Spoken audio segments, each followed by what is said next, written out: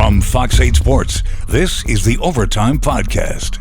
From the Fox 8 studios in New Orleans, this is the Fox 8 Overtime Podcast. I'm your host, Sean Fazende, riding shotgun as he does each and every podcast. It's Andre Johnson. Junior. Not forget the Junior. It's very important to remember the JR at the end of the name. Before we get into today's content, be sure to like, to share, to rate, to review.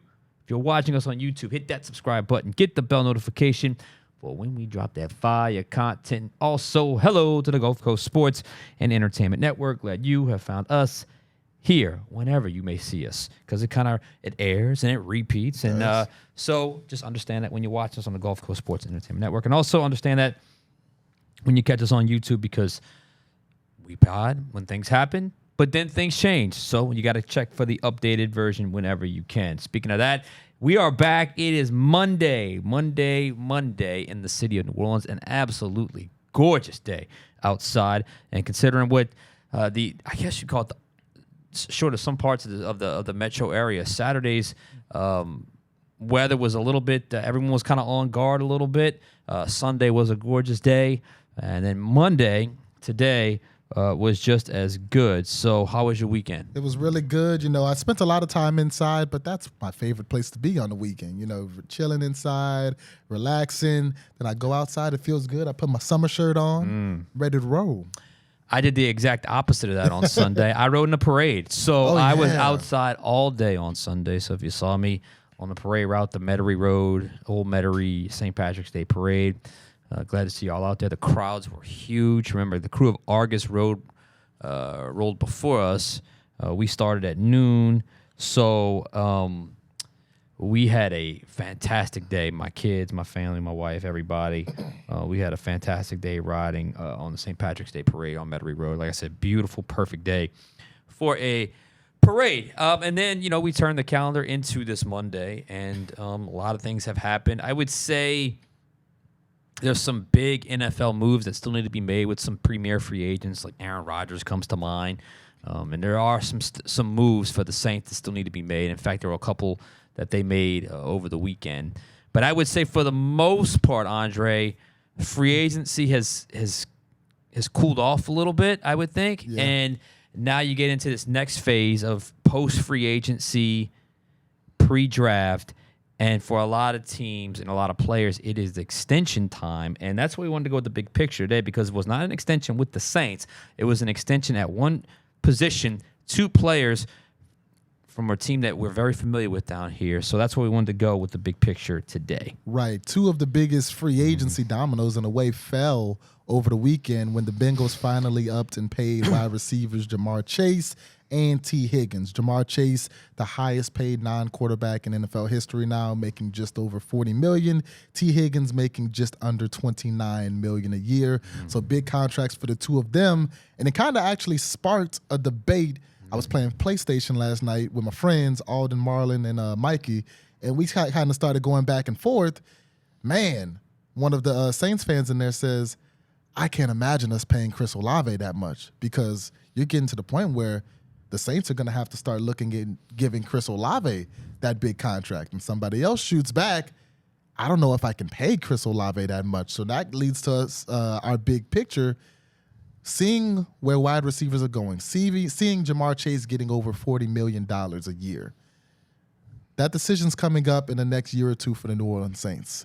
Chris Olave, 1,000 yards his rookie year, 1,000 yards in 2023, 400 yards last season. We know he battled injuries. When that time comes, can you see Chris Olave potentially making anywhere near that $40 million mark where these top-tier, upper echelon receivers are going right now? All right. In a word, no, I don't. I don't think he's ever going to get Jamar Chase money because, if he is even in that discussion, it would have been great news for the Saints, because that would have meant he would have ascended to that number one receiver that they've been wanting him to become. But man, I got to tell you, this topic really took me on a journey. I mean, I really got into my math geek ways and just started looking and looking and looking. And you started initially with Chris Olave's numbers. And look, last year he had 32 receptions, 400 yards. Okay, so I'm gonna just for this experiment here, I'm gonna just double that and just say, okay, if he had played 16 games, I guess 17 games, but let's just say 16 games. I'm going to say he doubled that production. So let's call it 65 catches, 800 yards, a couple touchdowns, whatever. That's just purely for this experiment. And then you look at what Jamar Chase has done, and you look what T. Higgins has done, and you look at the money that they've gotten, you'll see why I don't know. It's not going to happen, at least as his career trajectory right now. Year 4, year 5. Remember, he is a first-round pick, so they can pick up that fifth-year option. So he would have to have really grown, and production would have really gotten much, much better to even be in the discussion. But let's just kind of go through it here, okay? 2022, 2023, 2024, I gave you the numbers for Chris Olave. All right. Even if you just want to go to go kind of, year for year, not the years before Olave got to the league, just want to go year for year. T. Higgins, 74 receptions, 1,029 yards. I don't have his touchdown total down for 2022. Do you? I don't know why. I do not. I can tell you. Is it 5? Looks like 5 or 7. My handwriting is all messed up here. 2023. So that's 74, 1029, and multiple touchdowns. 7 touchdowns. 7. 22. 2023. Was he hurt this year? I had 42 receptions. Yeah, he battled injuries. 656, 5 touchdowns. 2024, 73 receptions, 911 yards, 10 touchdowns. So if you just want to go 2022, 2023, 2024, even with you.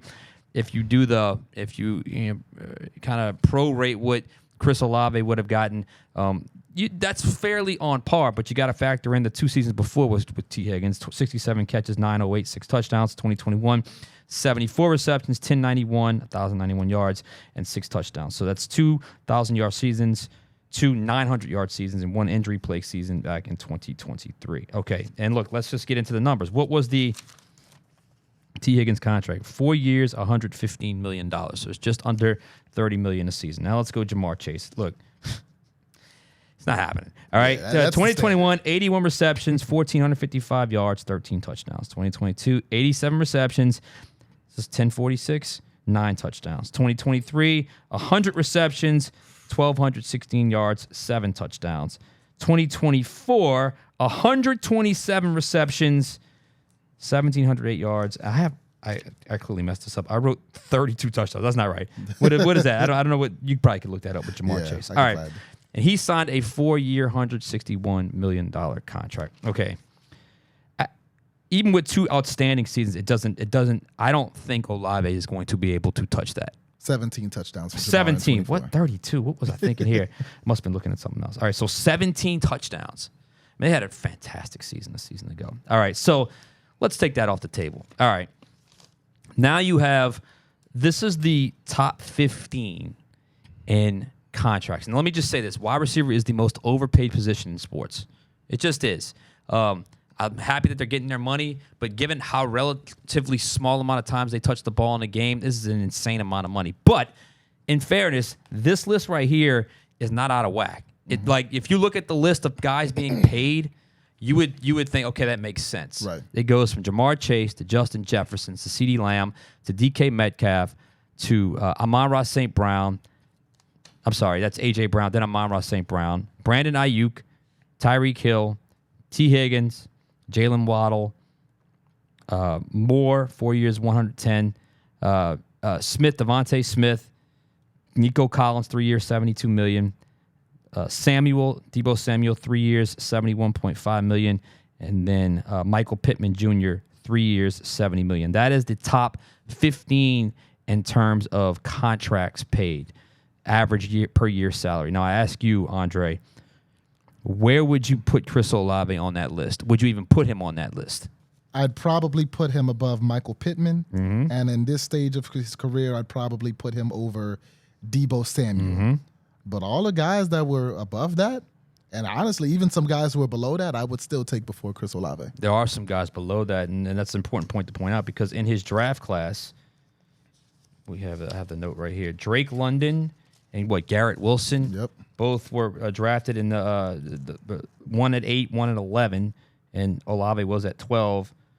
I would say a London 72, 866, 4 touchdowns. 69, 905, 2 touchdowns, and 100 receptions, 1271, 9 touchdowns. Garrett Wilson, 3 straight 1,000-yard seasons. His former I guess, Ohio State teammate. And he won Rookie of the Year that year. And he was Rookie of the Year that year. So not only does he have the peers that he's looking at already getting paid, but there's going to be other guys in his class that want to get paid as well. So my point is simply this. You can pick up the fifth-year option. The best thing Chris Olave can do is get on the football field and play. And even if he's able to do that, which is going to give him the best chance to get the production that he needs to get to where he probably wants to get paid, he still has yet to prove he can be a true number one receiver. Not necessarily because of his on-field production, but because just the picture's not complete. The picture's not complete. He probably needs a few more years on task to even see if he can prove it. And I still have my doubts of whether or not he's probably more. Would you agree more of maybe a high-end 2? I think so. I think he could be one of the best 2s in the league, but so far he has not proven that he is an elite number 1 in this league. And I think, honestly, when you look at these contracts, elite number 2, high-end 2, who's the first guy you think of? Well, you got T. Higgins. Devontae Smith, T. Higgins, Jalen Waddle. Chris Godwin, maybe you could throw in there too. I would put Higgins, obviously, 4 years, 115. And then Devontae Smith would be the one that was probably the closest comp that I came from him. He's at 3 years, $75 million. This is a guy, he's got a true number 1 next to him, and he's such a game breaker at that number 2 role. If you had Devontae Smith as a number 1, I'm not sure he'd be quite as productive. But I do think that is the reasonable comp for Chris Olave. The problem is he don't have an A.J. Brown. Mm-hmm. And so that, to me, that's sort of this sort of puzzle you have to put together. I will say this right now. I could absolutely see the Saints at some point when it's time to pay Chris Olave kind of give him the same treatment that they did with Paulson Adebo. Right. They've still got a long way to go. They paid top of the market money before with Michael Thomas, but there was no question Michael Thomas was a number 1 receiver on this team when he was here. And I still think there are some legitimate questions, both health-wise and production-wise, if Chris Olave can truly be that guy. What do you think? You know, it's difficult because obviously, like you said, you want to see Chris Olave get paid, but you do also have to look at the production. Now, we know watching sports, NFL, NBA, regardless, what you get paid is sometimes less about your production and more about where you are in line and more about your peers. We just saw an example in the NFC South when J.C. Horn, the cornerback for the Carolina Panthers, for about a week, he was the highest paid cornerback in NFL history. Not necessarily because he has produced to that level, but because he was next in line, and he's a young, honestly, underrated player. Probably one of the more underrated players in the league. Yeah, very underrated because Carolina as a defense was so bad last year, but he got paid a lot of money, and he was number 1 until today when I believe it was Derek Stingley passed him up. But that just so happens that J.C. Horn was next. Now you look at Chris Olave, there's going to come a time where Chris Olave is next. And you've been asking Chris Olave to essentially be a number 1 receiver with the New Orleans Saints his whole career. So when you get to pay Chris Olave, he's not going to want Devontae Smith's $25 million. He's going to want A.J. Brown's $32 million. He's not going to want T. Higgins's $29 million. He's going to want Jamar Chase's $40 million because that's what you've been asking him to do for this team. You've been asking him to be a 1. He's going to want to get paid like a 1. Now, the disconnect where that could come through is Chris Olave has not produced like a number 1 in this league. He's barely touched 1,000 yards in 2022. He hit 1,100 in 2023. He was hurt in 2024, only hit 400. I don't want to downplay 1,000 yards, but we know that I don't think 1,000 yards in today's NFL is as meaningful as maybe it was 15, 20 years ago. This is a much more wide open league. It's a much more open passing league, and you add an extra game to the season compared to when they used to play 16. Now, going back to what I said before, they asked in the when we were on PlayStation, could you name 20 guys better than Chris Olave? You could get pretty close. Jamar Chase, Justin Jefferson, CeeDee Lamb, Amon-Ra, St. Brown, A.J. Brown, Puka Nacua, Mike Evans, DK Metcalf, Tyreek Hill, George Pickens, Garrett Wilson, Drake London, Nico Collins, Jackson Smith and Jigba. Even they're rookies, but in their rookie season, they produced more than Chris Olave has in any season in his career. Malik Neighbors and Brian Thomas. Then you get to the number 2 receivers, the Devontae Smiths, the Jalen Waddles, the T. Higgins. That's about 20 names right there. And you can't definitively say that Chris Olave, to me, is better than any of them. So, like you said, the best thing for Olave to do is come out and prove that he can and should get paid that much because so far he has not proven that. It's also going to be, Saints, when it comes to Saints versus Olave, we talked about being next in line. If I'm the Saints, I'm looking to get Olave knocked out. If I want to keep Chris Olave, I'm looking to pay him sooner than later because of some other names you mentioned that were in his draft class. A lot of times it comes down to what your peers are getting. Chris Olave's peers, the guys taken in his draft, there's 3 big names. You name 2 of them, Drake London, Garrett Wilson. Later in that draft, George Pickens was also picked. The second Drake London gets paid, and the Falcons are probably going to pay Drake London 1,200 yards, 9 touchdowns last season. He was very good for them. The price tag for Olave goes up. The second Garrett Wilson gets paid. What Olave is going to want goes up.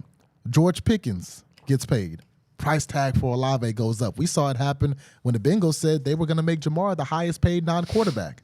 And then Myles Garrett gets $40 million. That price tag for Jamar Chase goes up. So should the Saints pay should the Saints pay Chris Olave? I think it would be good to keep Olave. Obviously, he's a young, talented receiver. But right now, I can't justify giving him $40 million. Right now, if I'm looking at this list, I would want to give him closer to maybe $30 million, closer to what T. Higgins got. But I believe that'll cause a disconnect because, again, T. Higgins is a number 2 receiver. You've been asking Chris Olave to be your number 1. And the disconnect between production and what his peers are getting, I think could cause a potential problem. See, that's where it gets, to me, that's where it gets murky because you could ask him to be a 1, but I think he's certainly come close a couple times where you're like, okay, he might have it. He might have it. I don't think I've seen enough over a long period of time. And because there's a doubt, I think he can probably reset the number 2 receiver market when that time finally comes. I could also see the Saints saying, you know what? We could probably find a rookie receiver coming out whenever it's this time, and maybe he gives us equal to that production over the next couple seasons, and we don't have to worry about paying Chris Olave. It's a long time coming, by the way. It's a couple of years. So, I mean, ultimately, we'll see what happens. Like, if I were just banking, and this is from Spotrac, these numbers here. If I were just looking at this list right now as they currently stand, I had him at 14th on this list, his current resume. Now, if he has back-to-back 100-yard receptions or 100 reception seasons or 1,000-yard seasons with multiple touchdowns, then obviously I would think that certainly he can give himself a compelling case. But in that situation, if you're now all of a sudden having a legitimate debate about number 1 receiver money, it's a fantastic thing because that would have shown you that Chris Olave has indeed grown. But they just have not gotten there yet. So to me, the most reasonable comp is Devontae Smith, who's on a 3-year, $75 million contract. T. Higgins is a guy that's battled injuries, obviously, a couple of years ago. But he's he knows exactly who he is. He's a really, really good top-end number 2. Devontae Smith knows exactly who he is. Problem with the Saints is, and maybe this will change over this draft. It's not going to change in free agency, obviously. Maybe it'll change in this draft.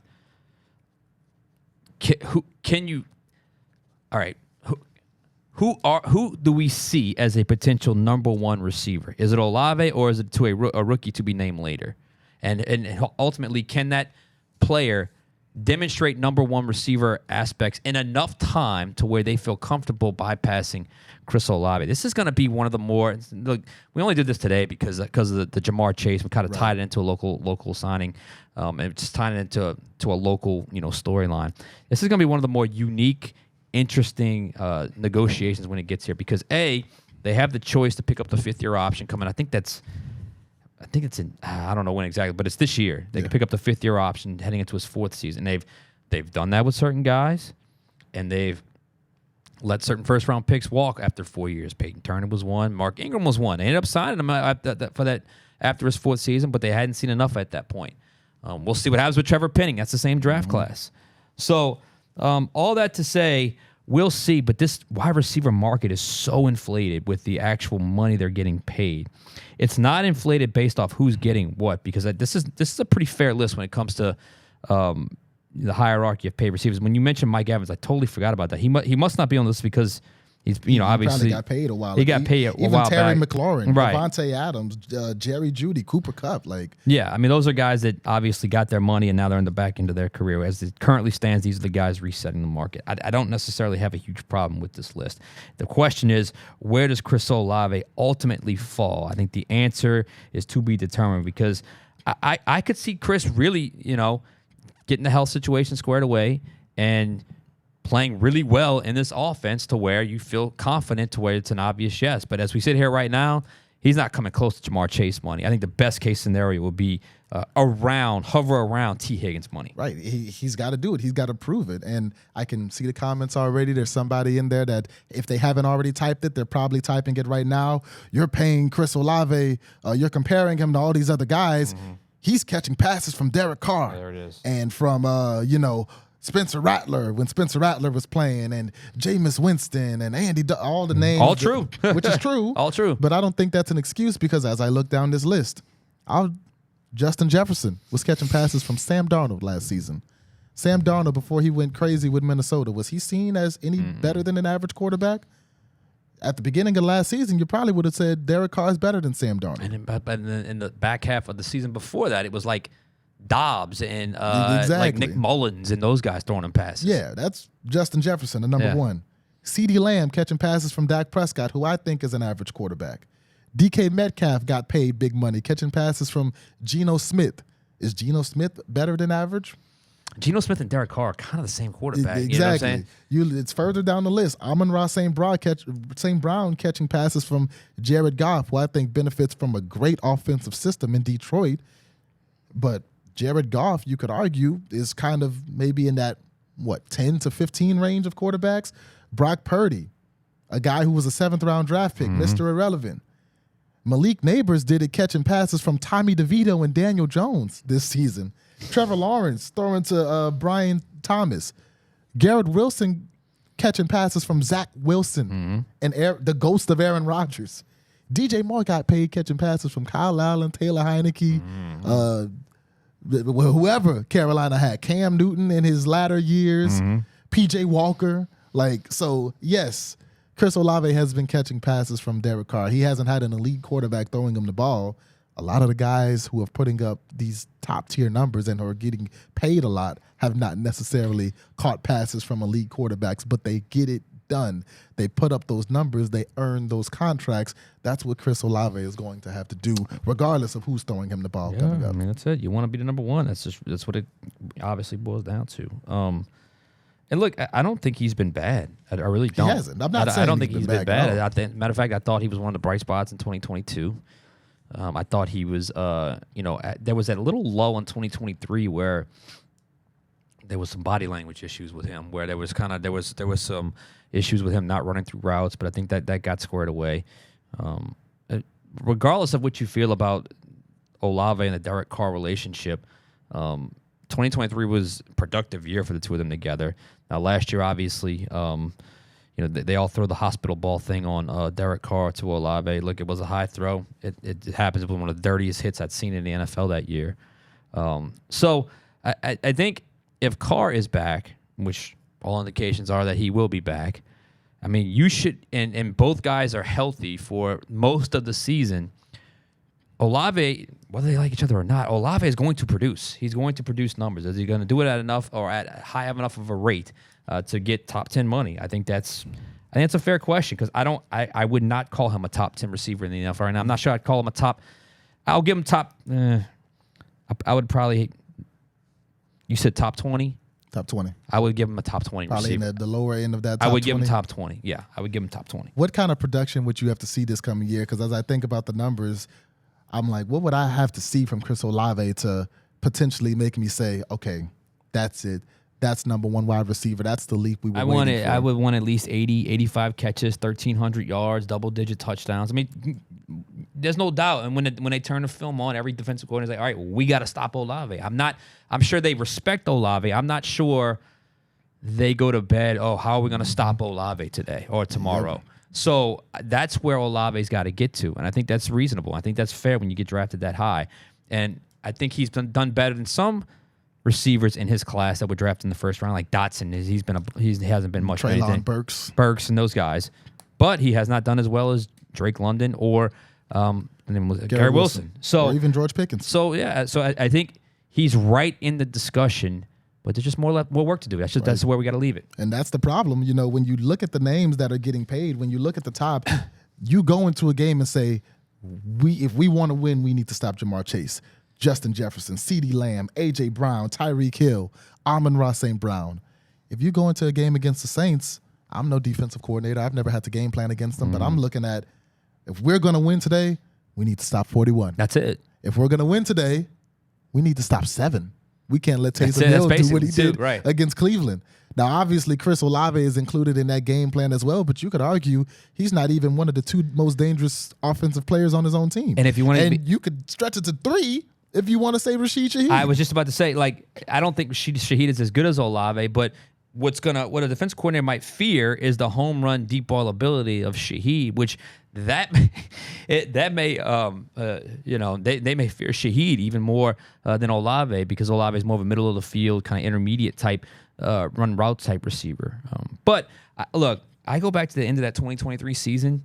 Olave was playing some really good ball. I mean, that catch he had against Atlanta up the sideline when he went over the defender, got the did the toe tap, the toe drag swag, whatever you want to call it. I mean, it's fantastic. And obviously it was unfortunate with the injuries, but that was the whole team last year. So clean slate, Kellen Moore. I'll say this. Kellen Moore seems to have the ability to as he says, unlock the superpower. So he's gonna figure out what a player does well, and hopefully Chris Olave shines because of that. That's true. We saw CeeDee Lamb shine in Kellen Moore's offense in Dallas. We saw A.J. Brown and Saquon Barkley shine in Philly. We'll see if he can unlock Chris Olave this year. All right, real quick. The last 2 couple signings, Jonah Williams and then Velus Jones Jr. is going to play running back for the Saints. So a couple of one-year contracts. The Saints have added some depth in free agency. Did that over the weekend. All right, we got to get out of here. For Andre Johnson Jr., I'm Sean Fazende. We'll catch you guys next time on Overtime.